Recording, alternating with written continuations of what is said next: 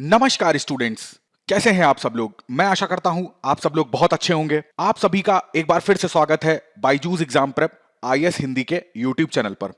आज है 13 जुलाई 2022। आज हम लोग देखेंगे कि हमारे द हिंदू के विश्लेषण में कौन कौन सी ऐसी खबरें हैं जो हमारी परीक्षा की दृष्टि से अति महत्वपूर्ण है। सत्र को शुरू करने से पहले आपको एक परिचय दे देता हूं, कौन कौन से टॉपिक्स ऐसे आएंगे जिन पर हम लोग आज चर्चा करेंगे। सबसे पहली जो न्यूज है वो आएगी ट्विटर से रिलेटेड। आप सभी को पता है हाल ही में ट्विटर केस के बारे में और उसका हमारी अभिव्यक्ति की स्वतंत्रता से क्या संबंध है, इस पे चर्चा करेंगे। दूसरी आज की न्यूज होगी पूर्ण न्याय के बारे में। यहां पर क्यों इस शब्द का प्रयोग हुआ है और यह किस टाइप का न्यायिक उपकरण है। भारत ब्राजील नौसेना सहयोग के बारे में चर्चा होगी आज। अभिव्यक्ति की स्वतंत्रता का गारंटर जो है, यहां पर सुप्रीम कोर्ट के ऊपर कुछ प्रश्न चिन्ह उठाए जाएंगे, उस पे जो लेखक हैं उनके क्या मत हैं हम लोग देख लेंगे। हमारे देश में जिस तरीके की धीमी न्यायिक प्रक्रिया चल रही है, कितने सारे केसेस जो हैं वो पेंडिंग पड़े हुए हैं हमारी कोर्ट्स के पास, तो उस पर एक नजर डालेंगे। और अंत में इन सारे टॉपिक्स में मुख्य परीक्षा में क्या क्या प्रश्न बन सकते हैं उसको भी हम देखेंगे। चलिए सत्र को हम लोग शुरू करते हैं। तो सत्र को शुरू करने से पहले मैं आपसे एक रिक्वेस्ट करूंगा कि अपनी कॉपी और पेन लेके बैठिएगा और बहुत सहज भाव से बैठिएगा। पूरा वीडियो देखिए, एक एक चीज बहुत आसान और सरल शब्दों में आपको समझा दूंगा। तो पहला जो आर्टिकल है वो आपको प्रश्न संख्या 6 पे मिलेगा। इसका सीधा संबंध सामान्य अध्ययन द्वितीय प्रश्न पत्र यानी कि संविधान और राज्य व्यवस्था से है। आज के द हिंदू के एडिशन में सामान्य अध्ययन द्वितीय प्रश्न पत्र से मैक्सिमम आर्टिकल इसी से कवर करे गए हैं। संविधान और राज्य व्यवस्था में जो जो इंपॉर्टेंट चीजें होंगी वो सब हम लोग चर्चा कर लेंगे। तो देखिए सबसे पहली जो न्यूज आ रही है वो ट्विटर से आ रही है। तो आपको पता है कि ट्विटर जो था वो हाल ही में चर्चा में रहा।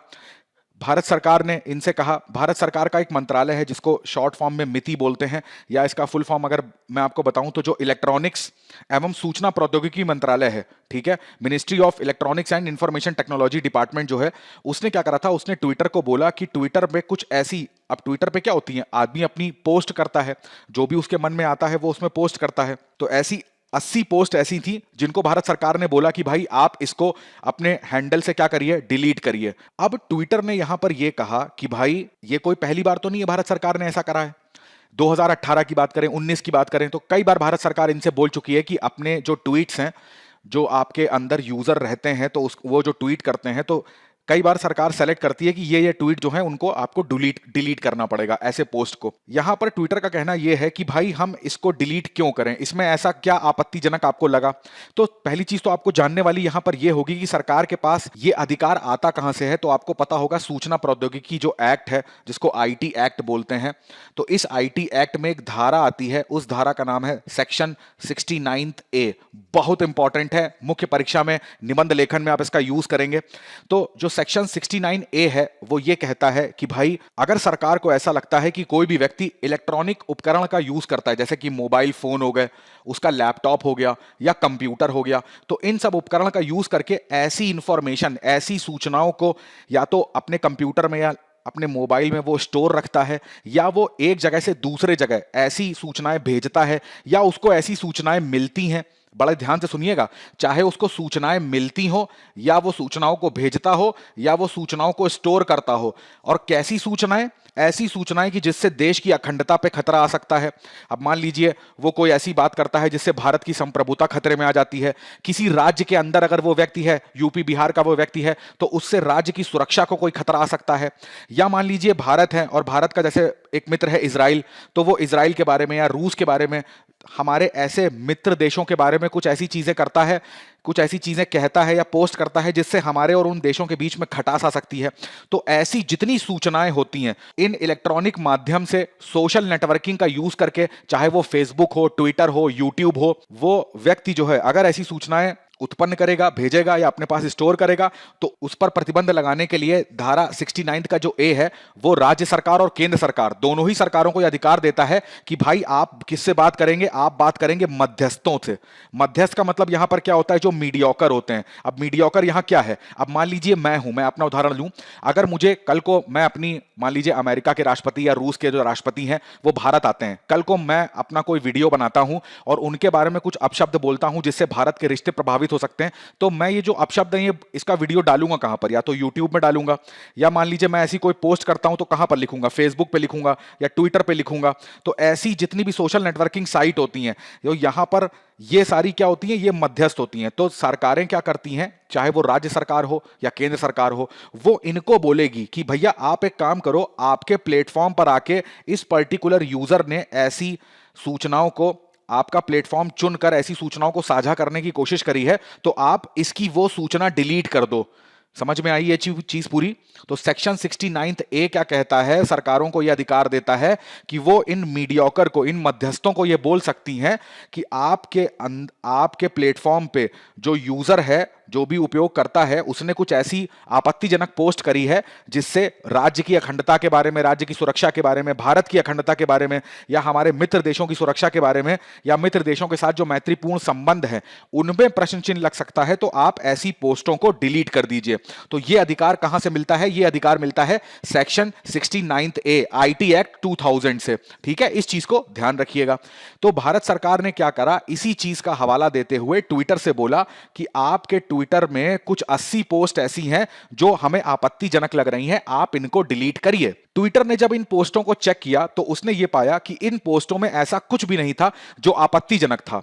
ठीक है, तो ट्विटर ने बोला कि सरकार क्या कर रही है, यह मनमाना उसका रवैया है सरकार का, भारत सरकार का, कि वो चाहती है वो जो उसको पोस्ट अच्छी लगेगी उसको वो बोलेगी रखो, वो पोस्ट जिसको अच्छी नहीं लगेगी वो बोलेगी डिलीट करो। या अगर उसकी आलोचना कहीं पर हो रही है, सरकार की नीतियों की जो आलोचना हो रही है, ऐसे पोस्ट को सरकार डिलीट करवा रही है। तो ये कहीं ना कहीं लोकतंत्र के खिलाफ भी है, और ऐसा 69 के ए में कहीं लिखा नहीं है। जैसे मैंने आपको जो 69 का ए बताया, ट्विटर ने ये बोला है कि भाई हम वो पोस्ट डिलीट नहीं करेंगे क्योंकि इनमें दिए हुए जो आधार हैं वो किसी भी आधार का विरोध नहीं करता है, उल्लंघन नहीं करता है, और आपकी जो मांग है वो पूरी तरीके से जायज नहीं है, वो आपका मनमाना ढंग प्रस्तुत करती है, आपने जो डिमांड करी है वो सही नहीं है। इसके लिए क्या करा ट्विटर ने, चले गए कहां पर, कर्नाटका हाई कोर्ट में इस गवर्नमेंट के नियम के प्रति अपील करने।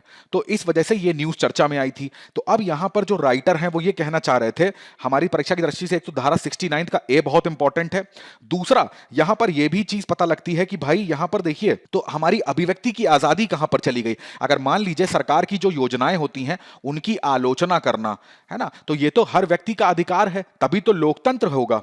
लोकतंत्र का मतलब क्या होता है कि भाई लोगों द्वारा चुनी गई सरकार, जब लोग सरकार चुन सकते हैं, ये अधिकार लोगों को दिया हुआ है, तो अगर सरकार की कोई चीज, सरकार का कोई क्रियाकलाप लोगों को पसंद नहीं आ रहा है तो वो उसके बारे में प्रश्न पूछ सकते हैं, वो उनकी आलोचना भी कर सकते हैं। हां, उसमें अपशब्दों का यूज नहीं कर सकते हैं। तो ये कहीं ना कहीं जो हमारा आर्टिकल 19 का 1 है, यानी कि वाक और अभिव्यक्ति की स्वतंत्रता, तो जो हमारे मूल अधिकार हैं उनका भी कहीं ना कहीं उल्लंघन करता है। तो यहां पर ऑथर जो है वो ये कहना चाह रहे हैं। यहां पर ऑथर ने जिक्र करा श्रेया सिंघल बनाम भारत संघ 2015 के केस के बारे में। देखिए यहां पर भी यही चीज हुई थी। यहां पर क्या हुआ था कि भाई आपको पता है 2012 में महाराष्ट्र में जो राजनीतिक पार्टी है शिवसेना, उसके जो प्रमुख थे बाला साहब ठाकरे, उनका देहांत हुआ।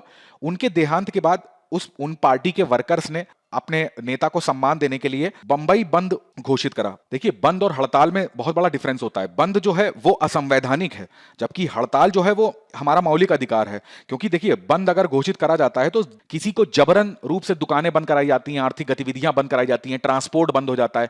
अभी मान लीजिए किसी व्यक्ति का मौलिक अधिकार है घूमने का, किसी व्यक्ति का मौलिक अधिकार है जो उसको दिया हुआ है कि वो कोई भी व्यापार कर सकता है, तो बंद कराने का मतलब होता है कि वो जबरदस्ती जबरन चीजें कराई जा रही हैं, तो ये असंवैधानिक है।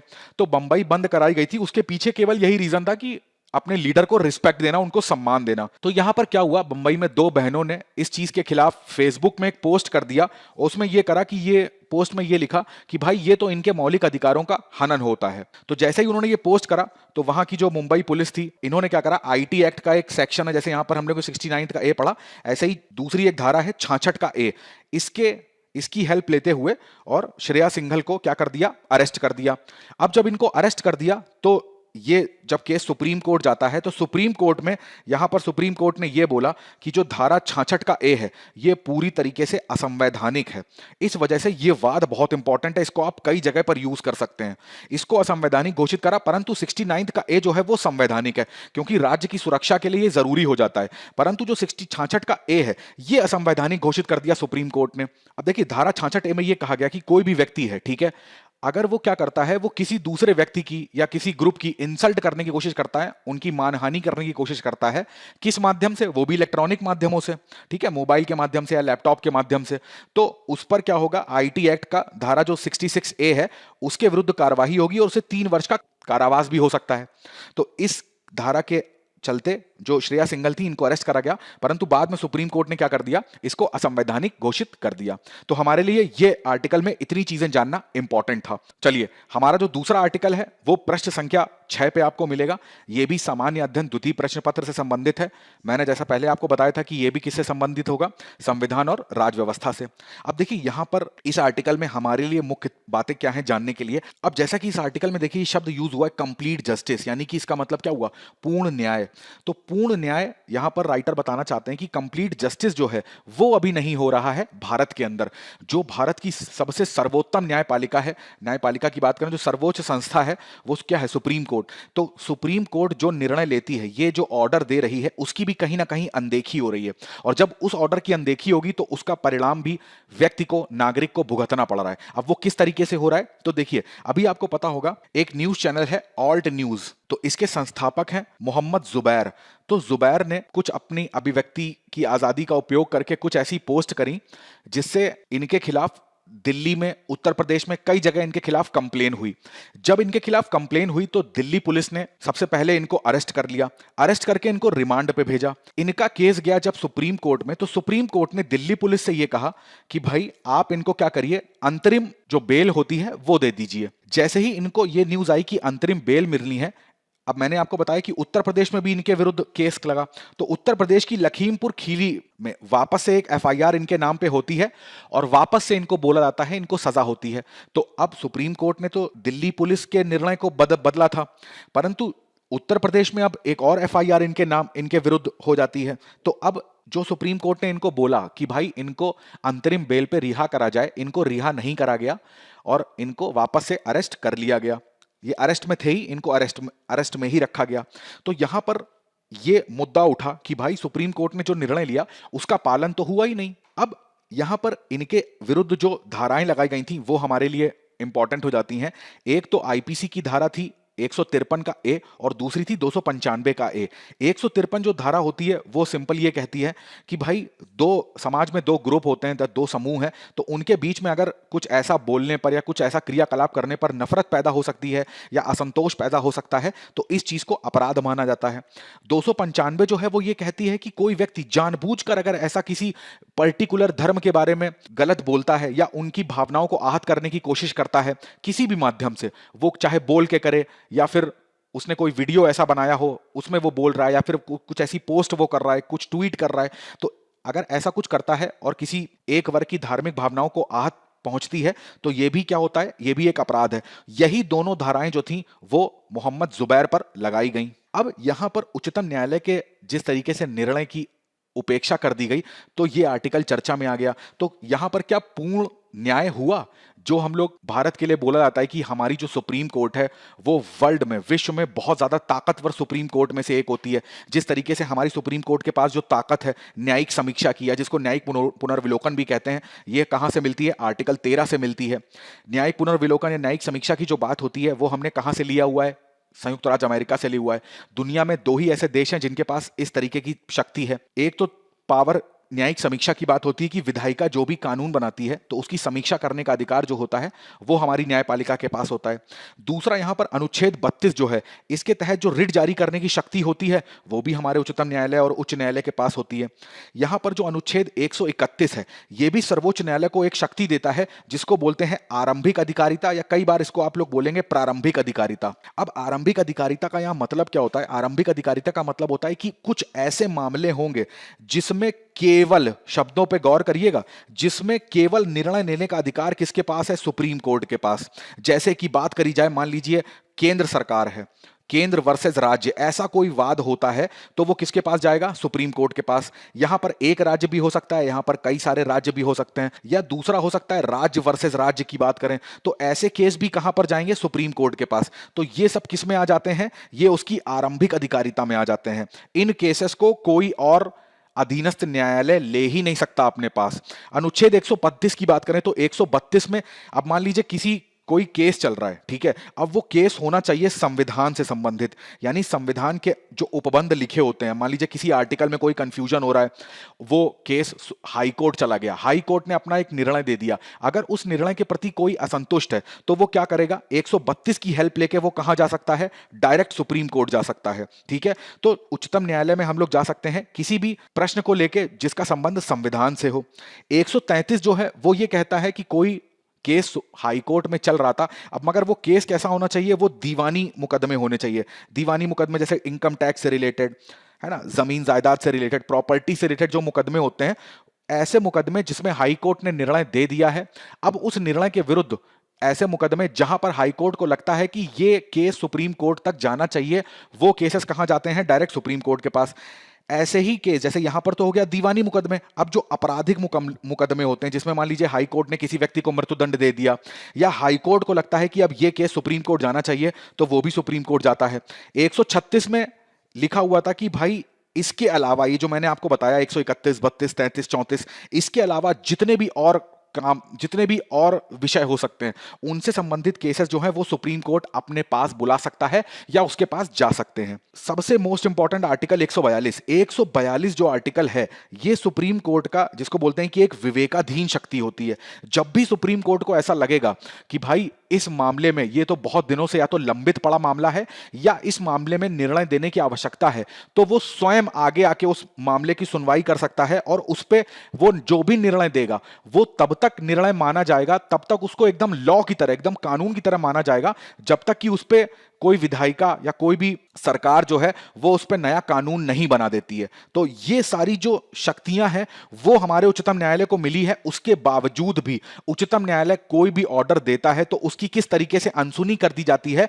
अब उस अनसुनी को भी करा जाता है किसकी हेल्प से, कानून की हेल्प से। यानी कि जो कानून का सर्वोच्च संस्था है सुप्रीम कोर्ट, वो भी किसके अंतर्गत काम करती है, कानून के अंतर्गत, विधि का शासन है।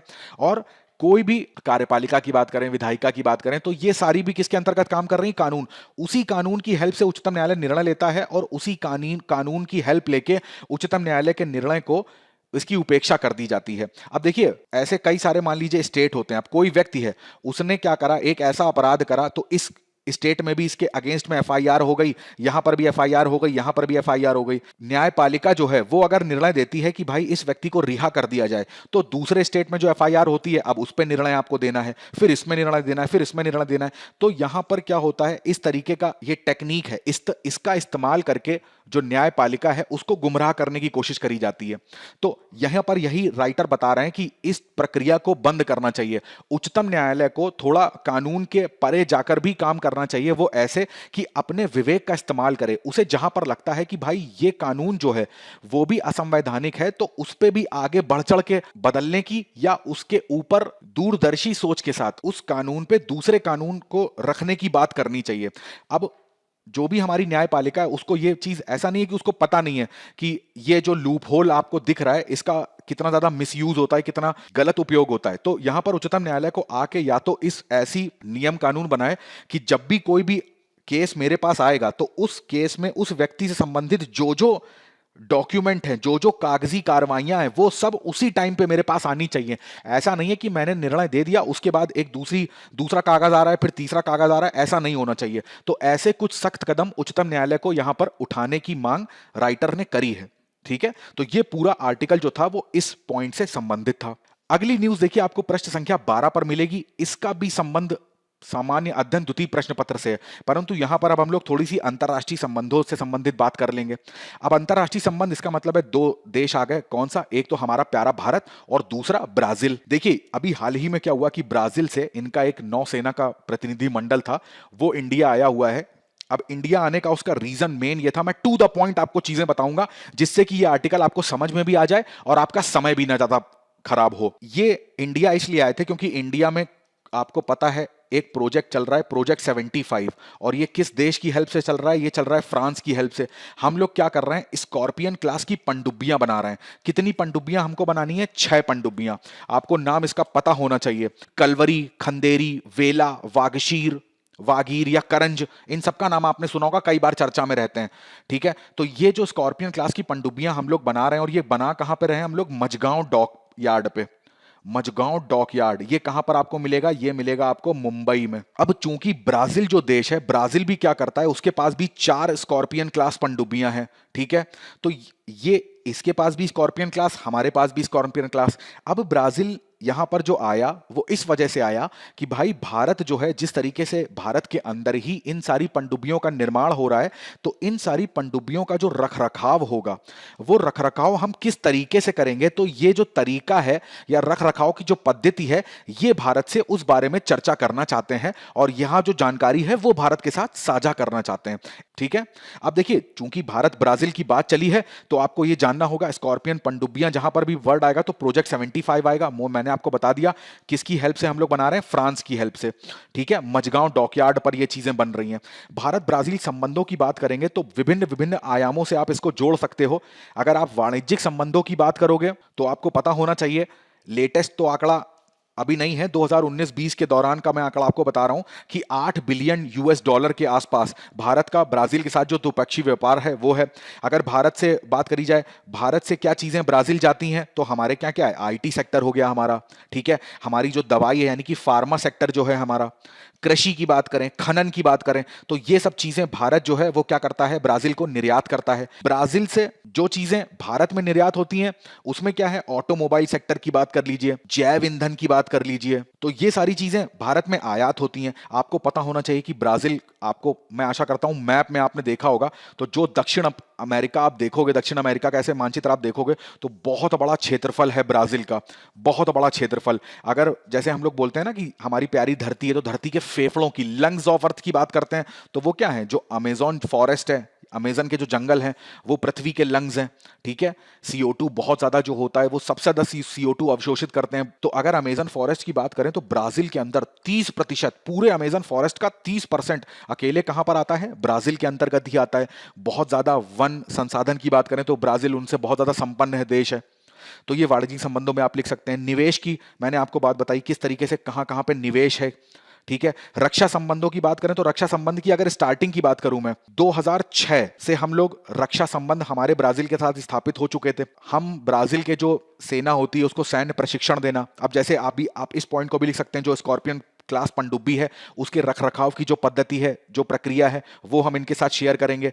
जो रिसर्च एवं डेवलपमेंट होती है सैन्य उपकरणों की, वो भी हम ब्राजील के साथ शेयर करते हैं।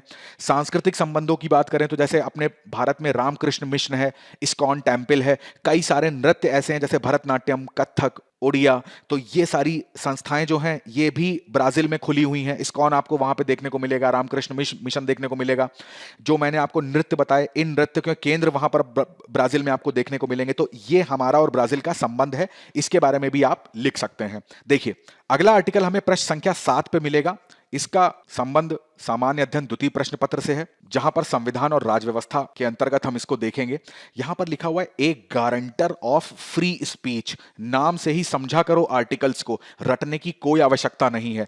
गारंटर का मतलब है कि भाई अगर ये जो फ्री स्पीच है, फ्री स्पीच का मतलब है अभिव्यक्ति की आजादी, हमें बोलने की आजादी होनी चाहिए। आम बोलचाल में बताऊं तो बोलने की आजादी, तो बोलने की आजादी अगर कोई हमसे छीनता है तो इसकी गारंटी कौन है, इसकी रक्षा कौन करेगा?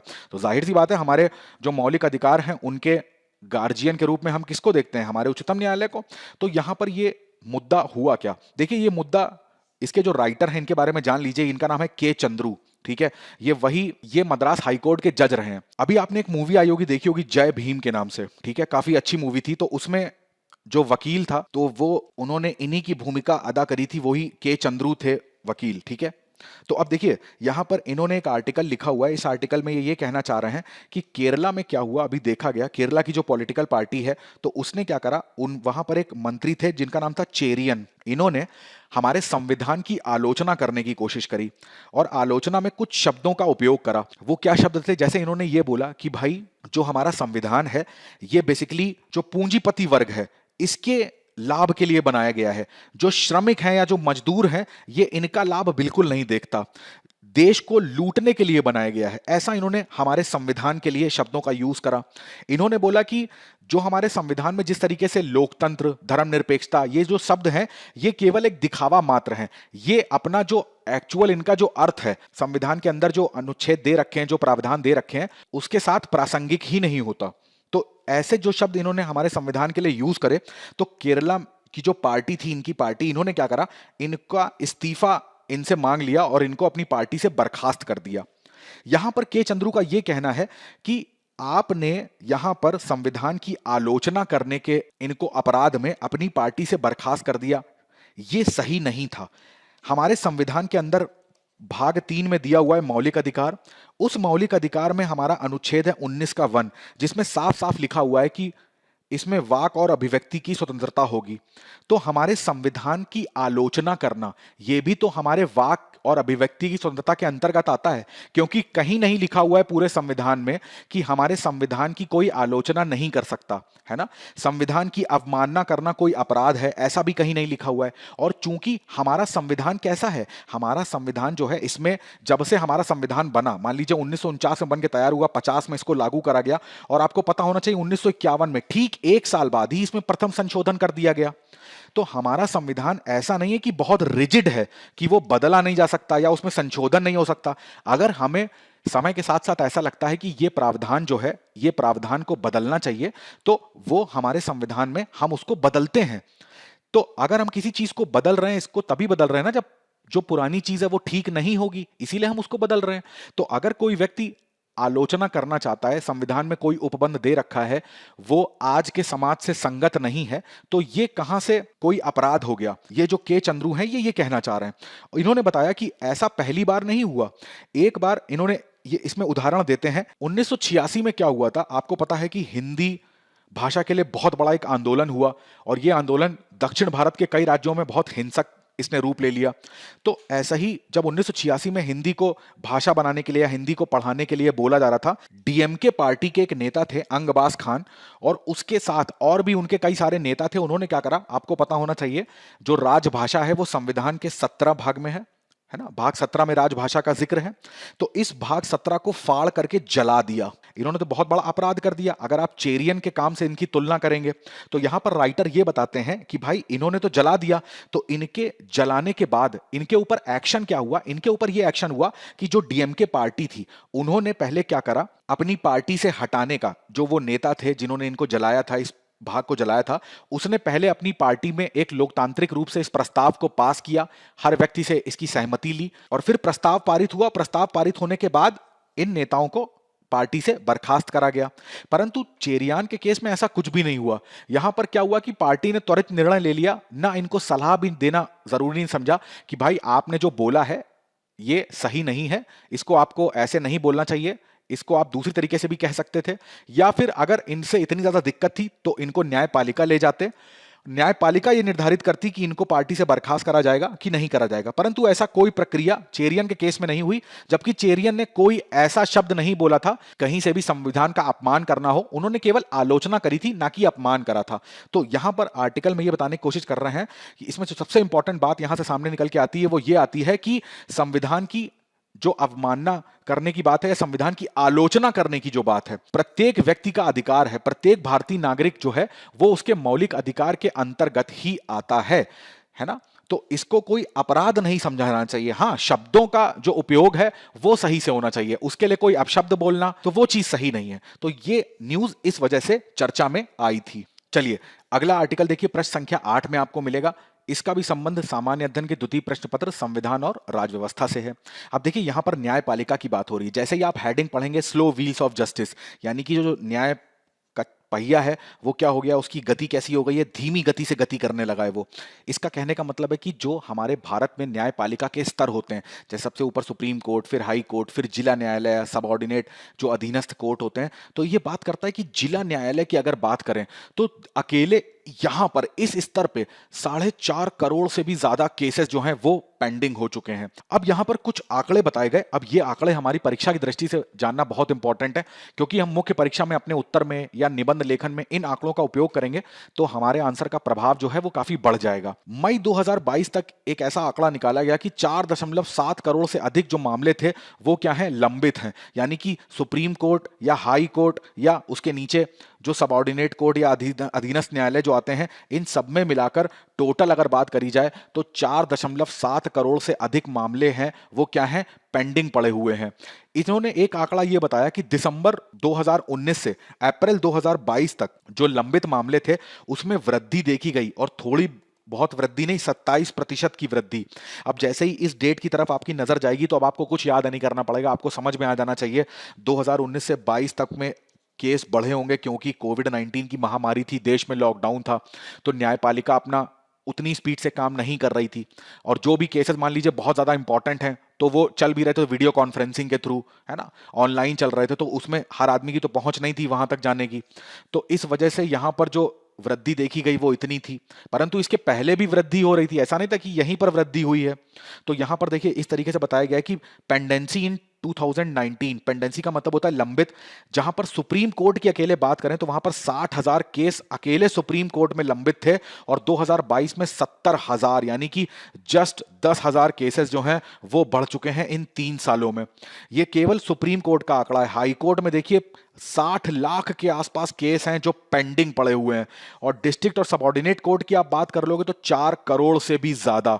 तो अगर ये सम्मिलित रूप से आप बात करिए, जाहिर सी बात है इतना लंबी मात्रा में ये जो आंकड़ा आता है तो ये काफी भयावह स्थिति दिखाता है। अकेले उत्तर प्रदेश की बात करें तो यहां पर 1.3 करोड़ जो केसेस हैं वो अकेले उत्तर प्रदेश में पेंडिंग पड़े हुए हैं, ठीक है।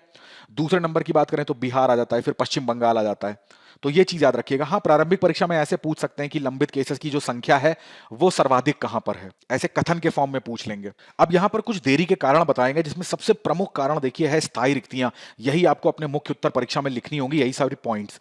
स्थायी रिक्तियों में बताया गया है कि भाई अवेलेबिलिटी ऑफ जजेस, जजेस की नियुक्तियां बहुत कम हो रही हैं, ठीक है। अब मान लीजिए जजेस की जो परीक्षाएं निकाली जाती हैं, जैसे पीसीएसजे का आपने नाम सुना होगा, तो ये परीक्षाएं एक तो इसमें डिले बहुत होता है, समय पर आयोजित नहीं करी जाती हैं, अगर आयोजित भी होती हैं तो इनके परिणाम समय पर नहीं आ पाते हैं, तो वो भी कहीं ना कहीं जो कारण बन जाता है रिक्तियों की देरी का। दूसरा यहां पर यह बताया गया कि भाई जो एक शक्ति है स्वीकृत 25, अगर उच्च न्यायालय की बात करें जो हमारे देश में है, इसमें 1100 ही केवल जो जजेस हैं वो रखे जा सकते हैं। अगर वर्तमान की बात करें तो 717 जजेस भारत के उच्च न्यायालय में है, जिनके पास 60 लाख केसेस का भार है। अगर इसमें आप विभाजित करो तो एक जज के पास 8,000 से भी अधिक मामले केवल अकेले एक जज के ऊपर, इतना वर्कलोड है, ठीक है। कम बजट की बात करें तो जो हमारा बजट निकलता है प्रतिवर्ष, उसमें न्यायपालिका के लिए जो बजट का आवंटन होता है वो बहुत कम रखा जाता है। ऐसे विश्व के और भी देश जैसे जापान हो गया, ठीक है, तो इसमें भी बजट कम होता है, परंतु इनकी प्रक्रिया काफी त्वरित रहती है। तो यहां पर कम बजट रखना, अब बजट कम होगा तो वहां पर जो अवसंरचना का विकास होता है वो भी हम कम कर पाएंगे, तभी तो यहां पर रिक्तियां नहीं हो पा रही, क्योंकि बजट कम होगा तो उतनी सैलरी हमें कम देनी है तो वहां पर कम जज रखने पड़ेंगे। अब देखो यहां पर क्या होता है, कई बार कोर्ट में ऐसे केस जाते हैं, अब सरकार ने मान लीजिए कोई योजना बनाई है ना, कोई पॉलिसी सरकार लाती है, अब उस पॉलिसी के अगेंस्ट में कोई व्यक्ति जो है वो केस कर देता सरकार के ऊपर, उसका आवंटन नहीं समझ में आया, तो उसके अगेंस्ट में जो सरकार के विरुद्ध जो केस हो जाते हैं तो वो भी तो न्यायपालिका के पास जाएंगे। तो ये देखा गया कि इन केसेस की भी जो मात्रा है वो काफी ज्यादा बढ़ चुकी है। जो अधीनस्थ न्यायपालिका होती है, जैसे आपने देखा होगा जो जिला में कोर्ट होते हैं, जो होते हैं, तो वो सारे जो कोर्ट हैं उनकी स्थिति भी नहीं अच्छी है। उनकी अगर ढांचे की बात कर लें, कैसी स्थिति में वो बने होते हैं, या उनकी अवसंरचना की बात कर लें, तो वहां पर उतनी सुविधाएं नहीं होती हैं, तो ये उनको उठाने की बहुत जरूरत है। अब देखो इसको भी आप बजट से जोड़ सकते हो कि भाई उसके लिए भी सरकार को अलग से बजट घोषित करना होगा कि भाई इतना पैसा हम अधीनस्थ न्यायपालिका को दे रहे हैं। तो ये कुछ मुख्य कारण थे जिनसे जो रिक्तियां हैं ना वो बहुत ज्यादा कम हो जाती हैं। इसमें एक परिणाम ये देखा गया कि भाई जितने केसेस पेंडिंग होते जाते हैं ना, तो हमारे जो जेल है, भारतीय जेल, इसमें जो अपराधी होते हैं, जो जेल में बंद होते हैं, उनकी संख्या में वृद्धि होती जाती है। अब भाई एक केस जो है वो पेंडिंग रहेगा जब तक उस पर निर्णय नहीं आ जाएगा।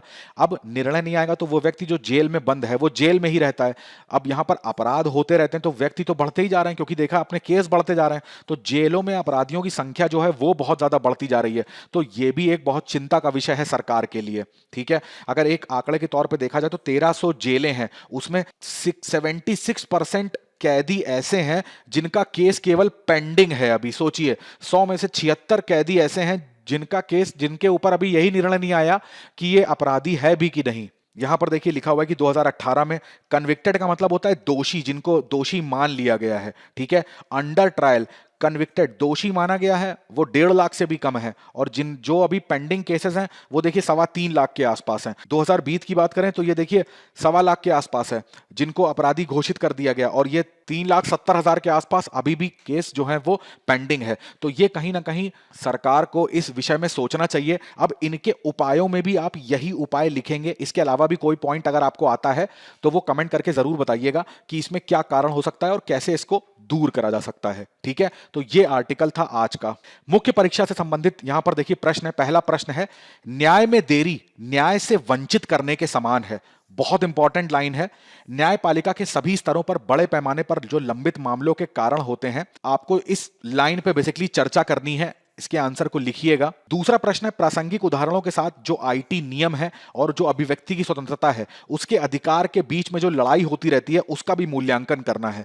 तो दोनों ही प्रश्न आपकी परीक्षा की दृष्टि से इंपॉर्टेंट है, तो इनको जरूर अटेम्प्ट करिएगा। चलिए, आज मैं आपसे एक प्रश्न पूछता हूं। चूंकि भारत और ब्राजील के बीच में सबमरीन के रखरखाव को लेकर समझौता हुआ है, तो मेरा प्रश्न आपसे यह है, जैसे मैंने आपको बताया था प्रोजेक्ट 75, ठीक है, आपको कमेंट करके बताना है कि प्रोजेक्ट 75 आई क्या है। और जितने लोग भी कमेंट करते हैं उन सबको बहुत बहुत धन्यवाद। आप सबके कमेंट मैं पढ़ता हूं और बहुत अच्छा लगता है जब आप लोग विस्तार से कमेंट करते हैं, जिससे और लोगों का ज्ञान भी जो है वो बढ़ता है। तो इसको जरूर कमेंट करके बताइएगा। तो आज के सत्र में बस इतना ही। मैं आशा करता हूं जो मैंने सरल शब्दों में आपको समझाने की कोशिश करी है वो आपको आर्टिकल्स अच्छे से समझ में आ गए होंगे। ये वीडियो अच्छा लगा है तो इसको लाइक, शेयर और सब्सक्राइब करना बिल्कुल मत भूलिएगा। मिलते हैं द हिंदू के अगले सत्र में कुछ नए आर्टिकल के साथ। तब तक के लिए अपनी पढ़ाई करते रहिएगा, स्वस्थ रहिएगा, अपने परिवार वालों का ध्यान रखिएगा। आप सभी का बहुत बहुत धन्यवाद।